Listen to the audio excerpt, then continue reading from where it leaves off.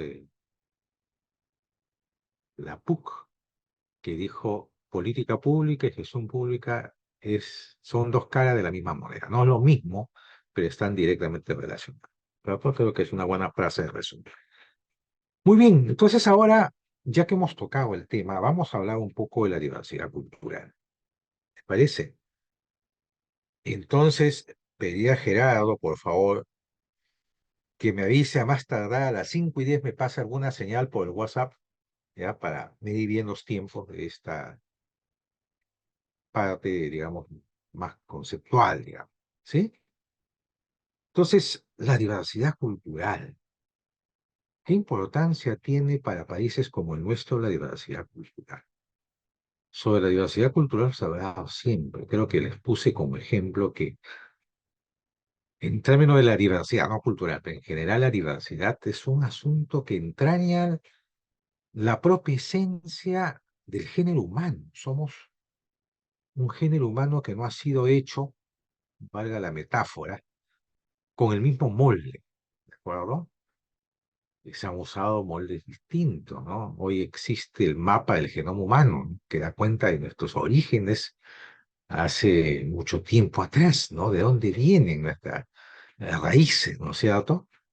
Entonces, esto es importante para señalar de que la diversidad, en general, la diversidad humana es algo que tenemos que aceptar.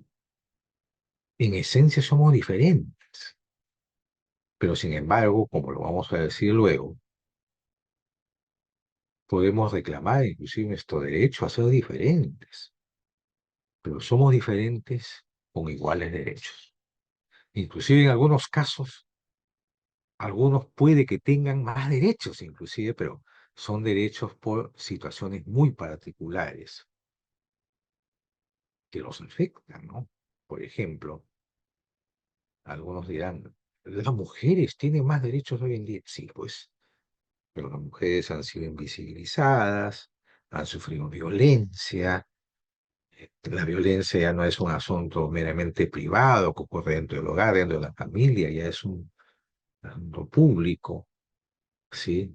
Eh, Porque afecta a muchas mujeres y se ha estudiado muy ampliamente los temas de la violencia contra la mujer y contra los integrantes de los grupos familiares.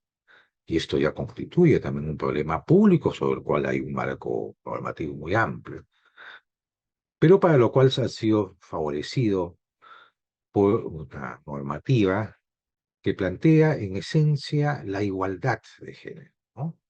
Que no es solamente para mujeres, sino también plantea la igualdad de derechos, de oportunidades a hombres y mujeres, ¿de acuerdo? Y con hechos muy sutiles, como luego habrá momento de decirlo, pero lo digo muy al paso, algo que a veces aparece todavía medio soterrado, no se quiere evidenciar, ¿no?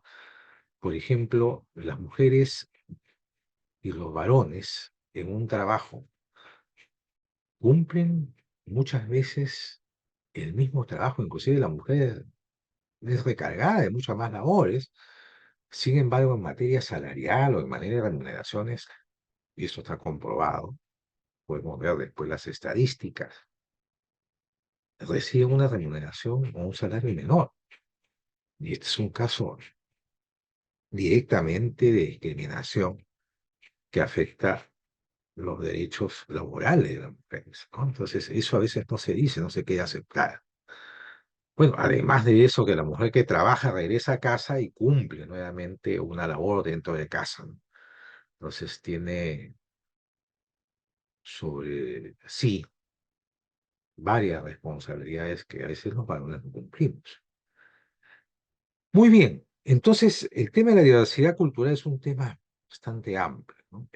Se suele decir, y esto ya es público y conocido, que somos un país pluricultural y multilingüe, como lo dijo Wilson. Somos un país donde existen diversas tradiciones culturales, hablamos muchas lenguas, hay muchos grupos étnico, para decirlo de esa manera, para que se entienda bien, ¿sí? Eh, y por lo tanto, nuestra manera de ver la realidad, ¿no? Eh, Producto justamente de nuestras diversas culturas, es distinta, ¿no? Somos en suma una sociedad culturalmente diversa, una sociedad donde la diversidad cultural muchas veces ha sido visto como una desventaja. No creo que haya sido el sentido de una participante aquí. Somos muchos, muchas culturas, ¿no? Pero justamente esto no es algo que afecte, más bien le da mucha fuerza a nuestras posibilidades como país. Entonces, la diversidad cultural es una riqueza. A veces, como decíamos, se ve que este es un problema enorme, muy complejo, ¿no? El hecho que, no se, que seamos muy diferentes, muy distintos, no nos permite el entendimiento, no nos permite entendernos como peruanas y como peruanos, ¿no?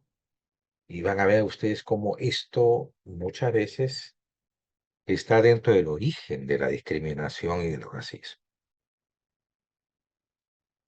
Entonces, como hemos dicho, ya esto es casi como un resumen de las cosas que hemos venido afirmando.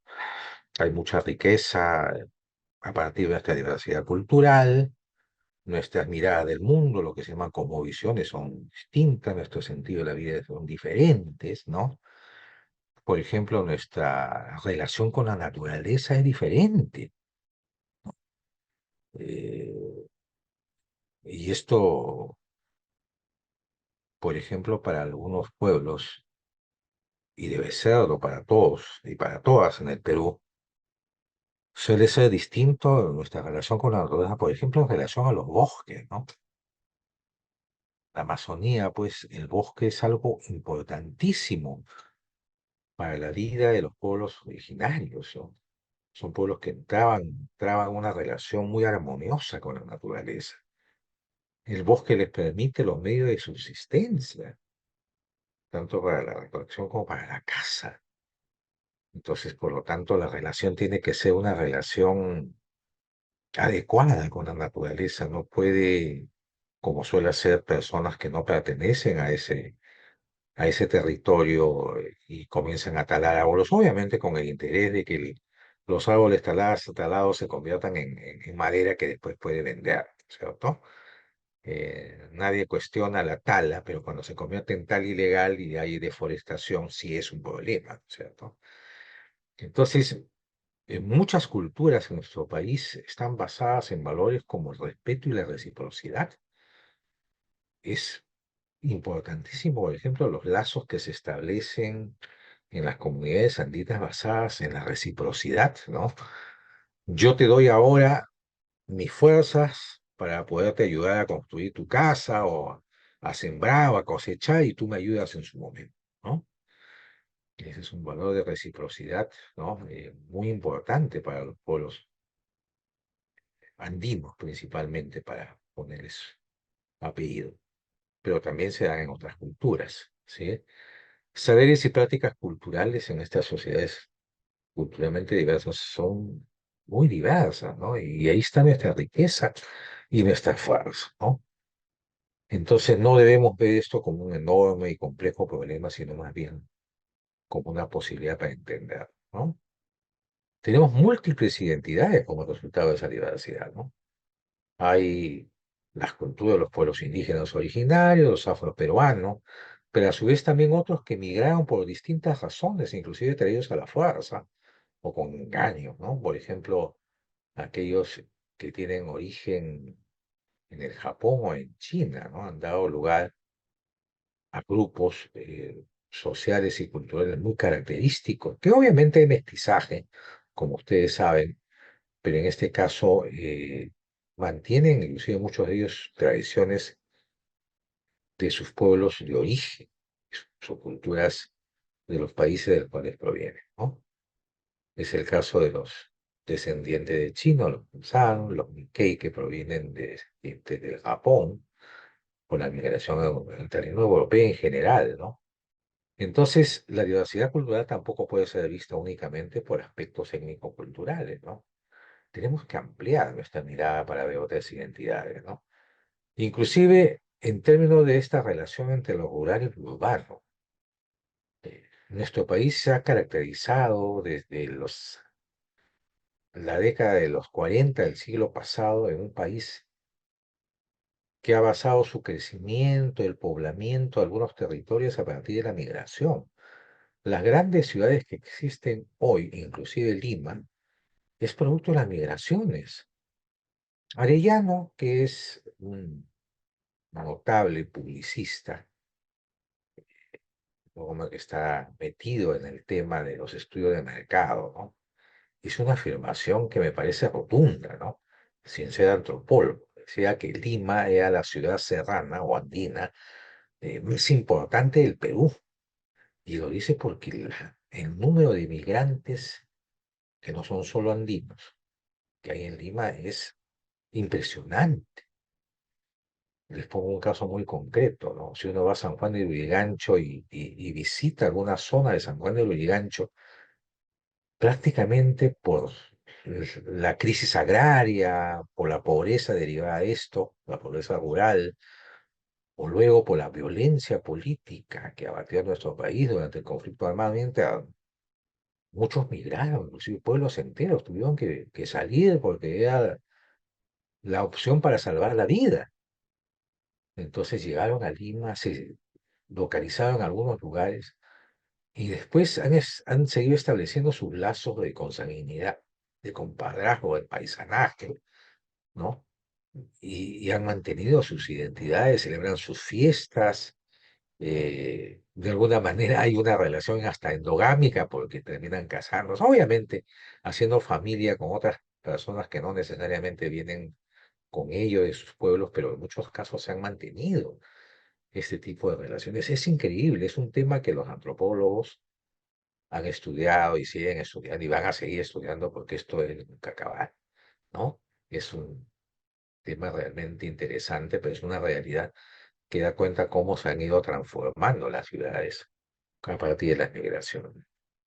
Muy bien, ahora hay una pregunta elemental que yo les hago y para esto este cuadrito que les estoy presentando, ¿no? ¿Qué pasa cuando dos culturas, asumiendo que hay culturas distintas, se ponen en contacto? Hay dos escenarios, ¿no? Un primer escenario es aquel que plantea de que entre estas culturas, vamos a poner que sean dos, ¿ya? Para que nos sirva el cuadro y la explicación. Una opción es que conservan su identidad cultural y sus costumbres, por lo tanto. Y de otro lado, que es una relación mucho más abierta, la primera es un poco más cerrada, si se quiere, se buscan y se valoran relaciones positivas, es decir, hay una suerte de intercambio entre culturas que se saben que son diferentes. Entonces, como ven ustedes en esta matriz,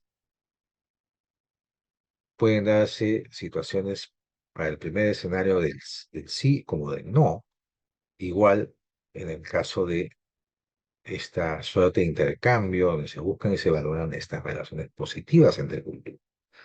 En este caso que coincida la conservación de identidad cultural y la búsqueda de nuevas costumbres, de nuevos elementos o prácticas culturales, hay un proceso, como si se quiere, de integración, ¿ya?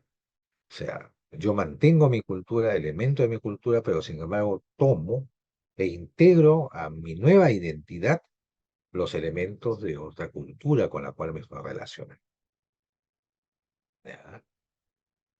¿Qué pasa si no conservan su identidad cultural? Es decir, la dejan. Por ejemplo, si hablaban quechua, ya no van a hablar quechua, ya no se van a vestir las mujeres sus polleras, en fin, una serie de cambios que se producen, que no son solamente de apariencia, que no son más profundas, ¿no? Y sin embargo, esta persona que llega y se relaciona con una cultura que puede ser mayoritaria, deja sus culturas y asimila las otras. Entonces, justamente se llama esto un proceso de asimilación, ¿no? ¿De acuerdo? visto por el lado de los valores positivos, las relaciones positivas entre culturas, ¿no? Si se conserva la identidad de la cultural de origen, digamos, ¿no?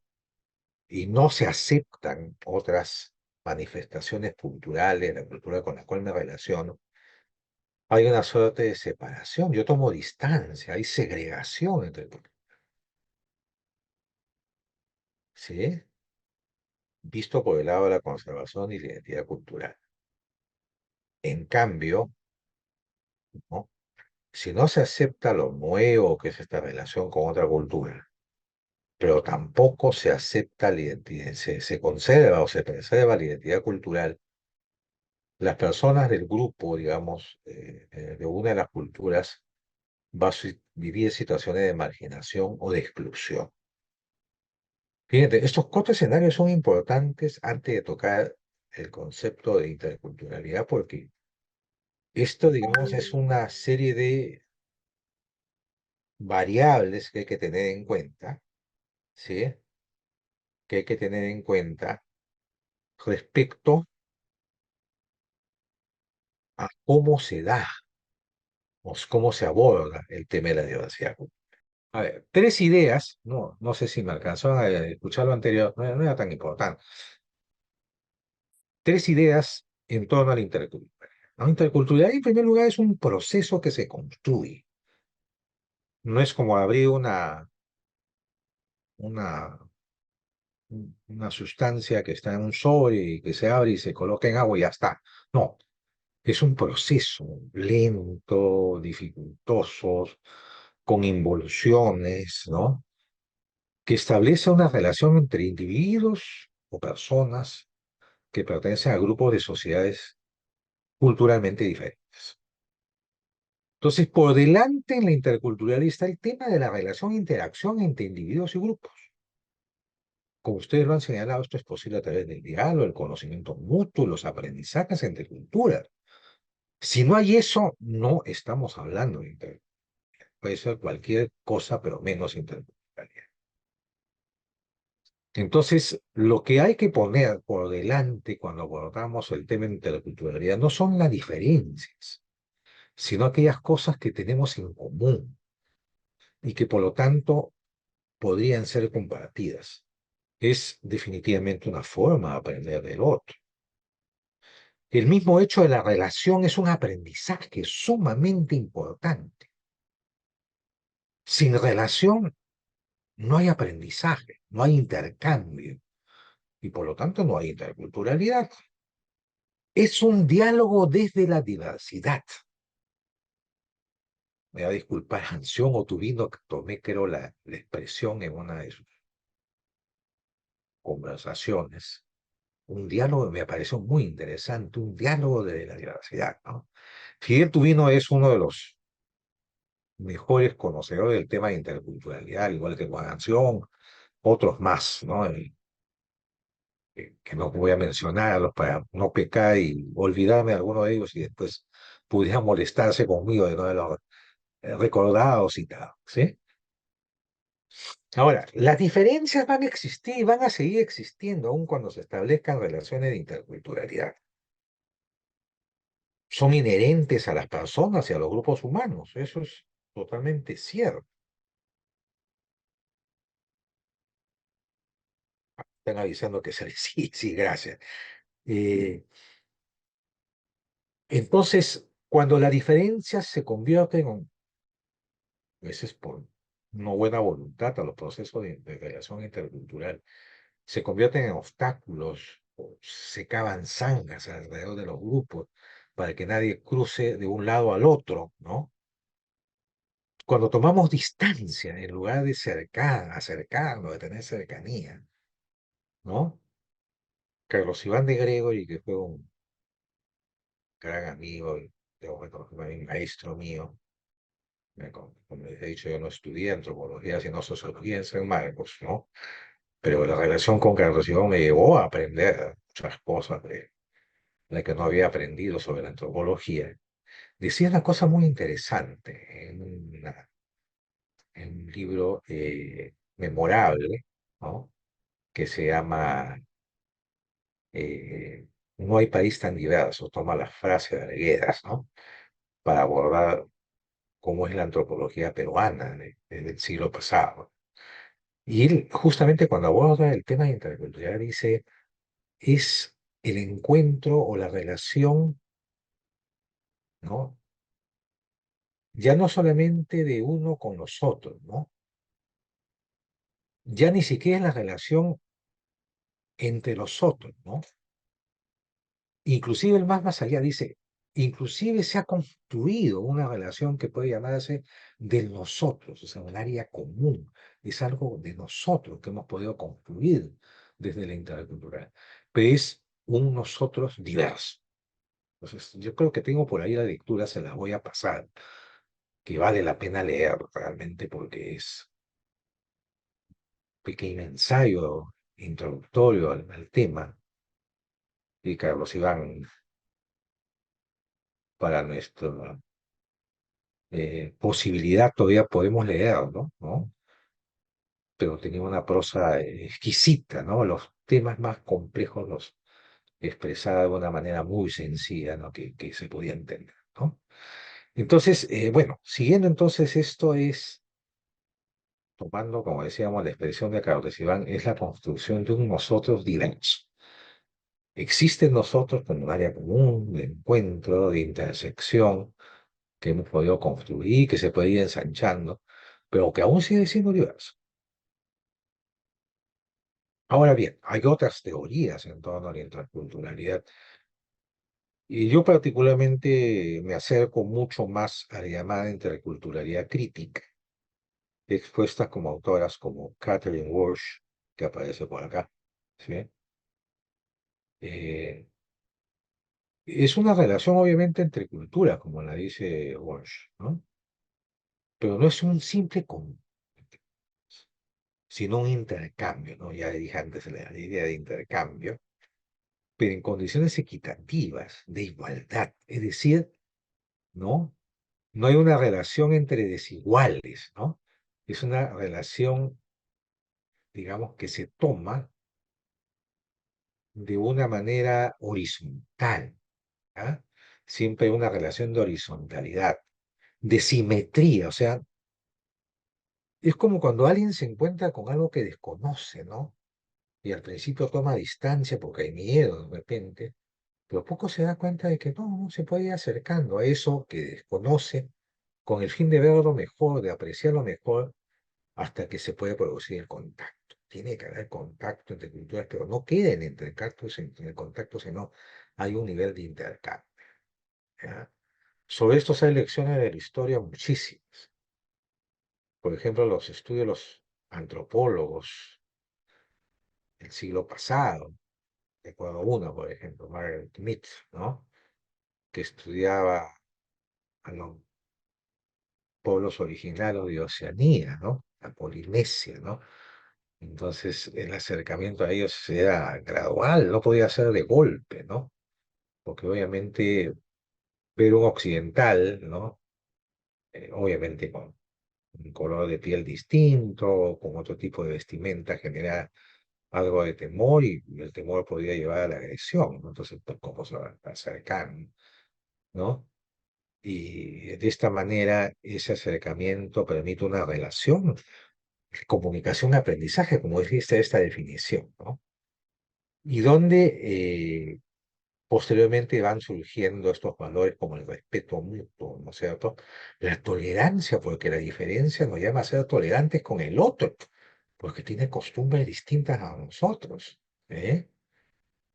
Yo les pongo esto que a veces lo he utilizado como broma sin ánimo de burlarme, por favor, de aquellos que profesan el judaísmo. El judaísmo tiene algunas restricciones, igual que los seguidores del Islam, ¿no? Respecto a la comida, ¿no? No comen cerdo, carne de cerdo, o sea, el chancho. O sea, ofrecer a un judío un plato de chicharrones o de un lechón asado no es algo apropiado porque ellos no comen este tipo de carne, ¿no? Otras sí pueden comer esta, ¿no?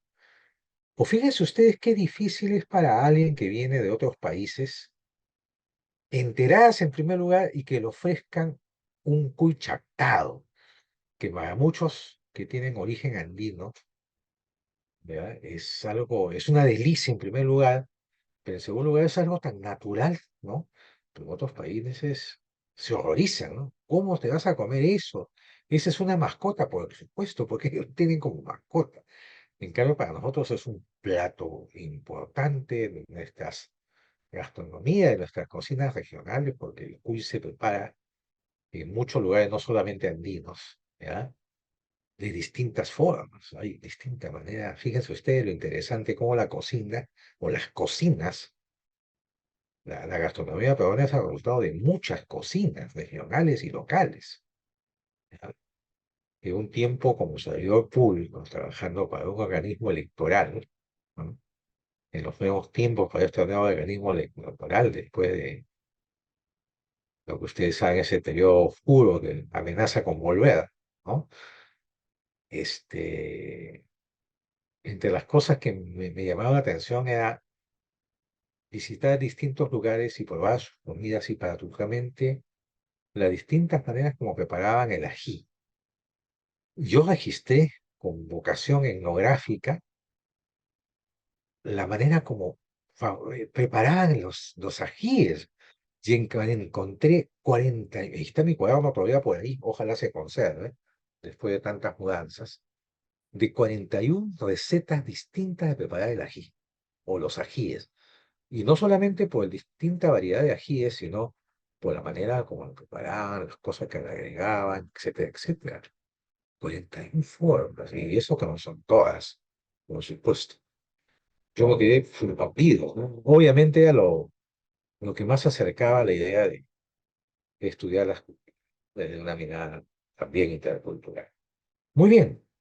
Entonces, en resumen, este gráfico, este triángulo, es muy heurístico, nos permite decir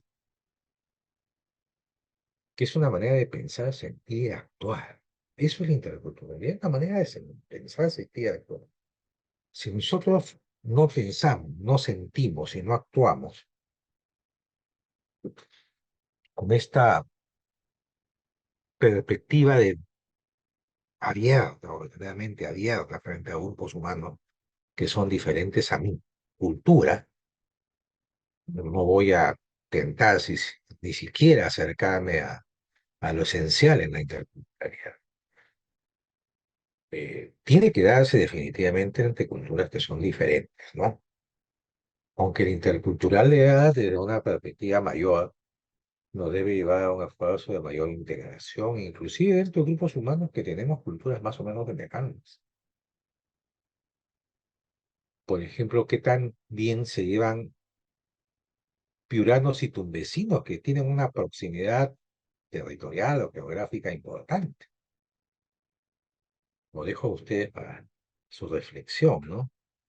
Inclusive la manera como los pueblos andinos, fíjense ustedes esto que está pasando ahorita en las distintas regiones y pueblos andinos, que no son solamente los andinos, por supuesto, donde se celebran los carnavales, ¿no? Los carnavales son distintos, tienen cosas muy en común, pero son distintos, pero un elemento que lo dejo en todo caso para que tenga el ánimo de investigar, ¿no? Este, sin embargo, un elemento común presente en los carnavales en estos tiempos, ¿no? Es el tema político, ¿ah? La cultura como expresión de lo político. Me acaba de llegar un libro de José Carlos Agüero. José Carlos Agüero es, entre otras cosas, historiador, poeta, escritor. Es muy famoso a partir de un libro que se llama Los Vendidos, sobre el don de perdonar, ¿ya? Que es un libro, bueno, todos los libros de Juan Carlos son impresionantes, no solamente bien escritos, ¿no? Sino son libros que expresan una vivencia increíble, ¿no? El libro que quiero mostrarles, ojalá se vea, es El Desprecio, La política del miedo en el Perú. Y hay un capítulo, que son pequeños ensayos en realidad, se llama Un carnaval ciudadano. No lo he terminado de leer, pero digamos me acercó mucho a la idea de otros teóricos, como Mijael Bakhtin, por ejemplo, cuando habla del carnaval, obviamente desde coordenadas mucho más occidentales, analiza la esencia del carnaval, ¿no? Pero fíjense ustedes, en los carnavales, en todos los carnavales, y he podido ver algunos videos, pero en algunos obviamente más que en otros, o en la fiesta de la Candelaria, que se suma al carnaval, en el caso de Puno, y está presente el elemento político, de ridiculización de las autoridades. Los personajes políticos adoptan formas grotescas, se convierten en monigotes. Hay monigotes de un personaje político famoso por la coyuntura de hace algunas semanas, que sufrió un jalón de pelos, ¿no? Bueno, no digo más porque ustedes también seguramente lo saben, ¿no? Pero fíjense esos temas o las canciones que se entonan, los coros de los carnavales, están muy marcados ¿ya? Entonces, decía esto porque hay elementos que diferencian, pero hay elementos que ya han ido amalgamando algunas identidades muy semejantes. Entonces, finalmente el triángulo dice es un contexto de encuentro y relación simétrica, ¿ya? En la interculturalidad no vale lo vertical, no es una mirada desde arriba hacia abajo, ni de abajo hacia arriba, es una relación horizontal. Yo te veo a ti como un igual, ¿de acuerdo? Y solamente si yo te veo como a ti como igual, yo puedo entablar relaciones donde termino por apreciar tu cultura y tengo una base en común para el entendimiento, porque pese a que es diferente, pese a que tienes otro origen, pese a que tu vestimenta de repente es distinta a la mía, o tu lengua puede ser inclusive distinta a la mía, podemos llegar a establecer ciertos códigos de comunicación. Bueno, yo creo que vamos a terminar ahí el tema de la interculturalidad, ¿ya? Bueno, hay muchas cosas más que decir, ya ustedes lo leerán. Una cosa que es importante es que la interculturalidad ya no solamente es un concepto, sino es un fenómeno importante en América Latina. Europa tiene otra mirada en relación a las diferencias culturales, a la diversidad cultural, ¿no? En Europa también nuestros estados-nación que se construyeron en el pasado, que hoy en día ya han entrado en crisis, ¿no? Ya no es lo mismo, además de que hay presencia de otros grupos que proceden de distintos lugares, por ejemplo, ustedes saben cómo el Mediterráneo se convierte en una suerte de tránsito de quienes vienen de África, ¿no? Y que buscan refugio, y eso es literal, son migrantes forzados porque sus países están en medio de guerras muy violentas, guerras sin ánimo de priorizar nada, casi tribales, ¿no? Que terminan por afectar a la población que nada tiene que ver con ese conflicto. Entonces, la mirada de Europa es una mirada, y del norte de América, desde el multiculturalismo. Yo no voy a desarrollar esto porque esto merece una explicación muy larga, les voy a dejar de todas maneras el cuadrito para que lo lean lo preparado así con mucho esfuerzo de que sea didáctico, ¿no? Surge frente a voy a hablar de multiculturalismo, frente a la diversidad cultural. Pero en este caso existe una mirada desde algo que podríamos llamar la sociedad y la cultura oficial, que digamos es mayoritaria frente a otros grupos culturales y sociales que forman parte de esa diversidad, pero que son asumidos como minorías étnicas, ¿no? Decía, ¿no? desde cuando se comenzaba a discutir la teoría del multiculturalismo, se decían minorías técnicas. Entonces, estas minorías, que son los otros, reclaman, demandan derechos, ¿no? Son derechos por ser diferentes. Y evidentemente hay una valoración positiva en estos estados, digamos, modernos, democráticos, que asumen ser sociedades de derecho, ¿no? Entonces reconocen a las minorías el derecho, que es de todo, ¿no? Pero ahí no quedaron las demandas de estos pueblos pidieron otras cosas más, ¿no? Entonces, no, ya eso lo quité, me parecía mucho. Ah, sí, lo había quitado, disculpen ustedes. Lo voy a volver a colocar porque es una grafitud interesante, ¿no? Entonces, los eh, integrantes, para seguir la lógica de esta teoría del multiculturalismo, al ser minorías étnicas decían, está bien, el Estado nos da derechos, pero también nosotros tenemos otros derechos que queremos demandar. Por ejemplo, queremos tener autonomía, queremos gobernarnos de acuerdo a nuestras tradiciones, con nuestras propias leyes. Entonces surge un concepto que más adelante vamos a abordar en la siguiente clase, lo prometo, que tiene que ver con las ciudadanías diversas. Y luego con la ciudadanía intercultural, que es un aspecto que sí va a tener su importancia en los análisis que vamos a realizar. ¿Ya? Entonces, la interculturalidad, esto lo vamos a ver más en detalle, un anclaje en los derechos humanos y por lo tanto se expresa en los enfoques de género, en los enfoques ambientales, ¿no? Hay una situación, digamos, de cruzamiento de estas distintas desigualdades que reclama la lucha o la demanda por derechos no todos, y esto se ha llamado, venido a llamar la interseccionalidad, ¿no? Y hay un aspecto de lo diferente, lo diferencial, y como decimos, tiene que ver con la ciudadanía diferencial, ¿no? Y termino con esta parte, ¿ya? Que es justamente lo que estaba a la base del ejercicio del video que vimos hace unos minutos atrás, ¿no? Hay tres aspectos que hay que tener en cuenta. Ah, gracias Jimena. Jimena puso la portada del libro de José Carlos Agüero. Muchas gracias. Como recién ha aparecido, no me animo a pedir a José Carlos que me mande una versión digital, pero voy a consultar a ver si puedo copiar siquiera un ensayo que podría ser interesante el curso.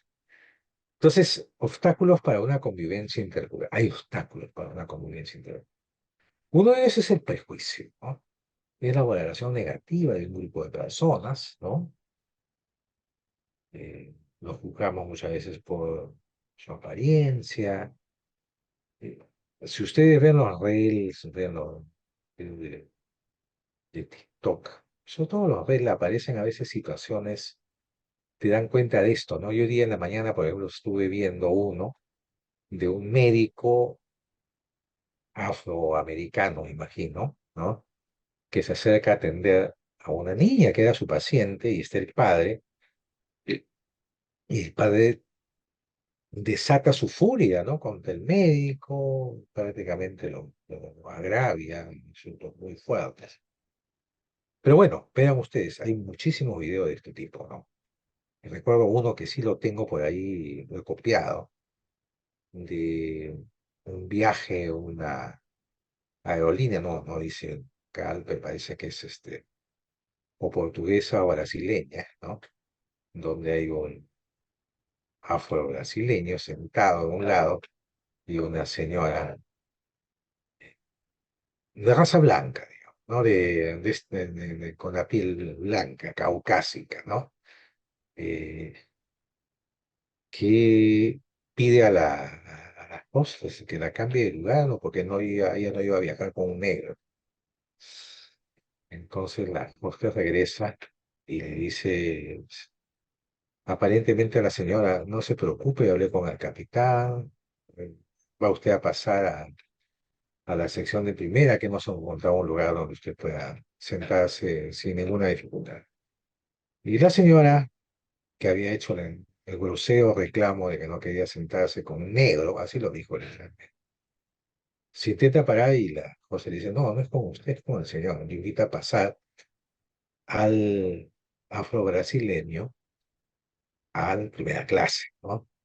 Y lo deja obviamente con, no sé, con un palmo de narices a esta señora que tuvo un comportamiento discriminador y racista.